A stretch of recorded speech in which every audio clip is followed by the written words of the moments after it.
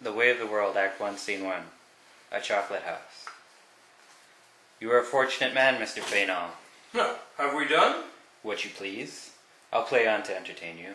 No, I'll give you your revenge another time when you're not so indifferent. We're thinking of something else now, and play too negligently. The coldness of a losing gamester lessens the pleasure of the winner. I'd no more play with a man that slighted his ill fortune, and I'd make love to a woman who undervalued the loss of her reputation. You have a taste extremely delicate, and you are refining your pleasures. Freely, why so reserved? Something has put you out of humor. Not at all. I happen to be grave today, and you are gay, that's all. Confess, Millamant, you quarreled last night after I left you. My fair cousin has some humours that would tempt the patience of a stoic.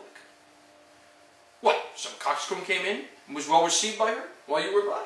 Witwoud and petulant, and what's worse, her aunt, your wife's mother, my evil genius, or to sum it all up in her own name, my old lady Wishfort came in. Oh, there it is then. She has a lasting passion for you, and with reason.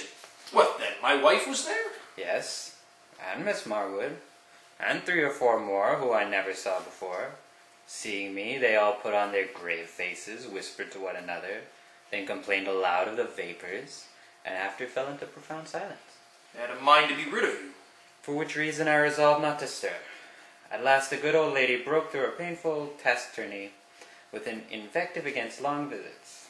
I would not have understood her, but Millamant joining in the argument, I rose, and, with a constrained smile, told her I thought nothing was so easy as to know when a visit began to be troublesome. She reddened, and I withdrew, without expecting her reply.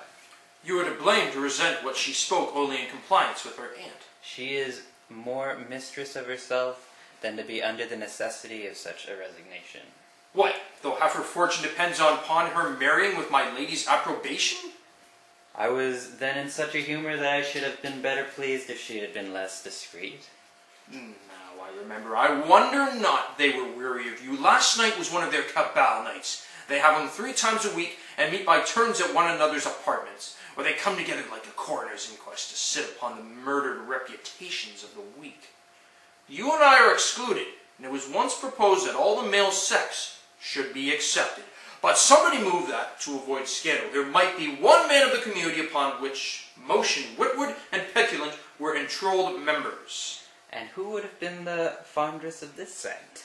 My lady Wishfort, I warrant, who publishes her detestation of mankind, and full of the vigour of 55 declares for a friend and a Rafita, to let posterity shift for itself, I'll breed no more.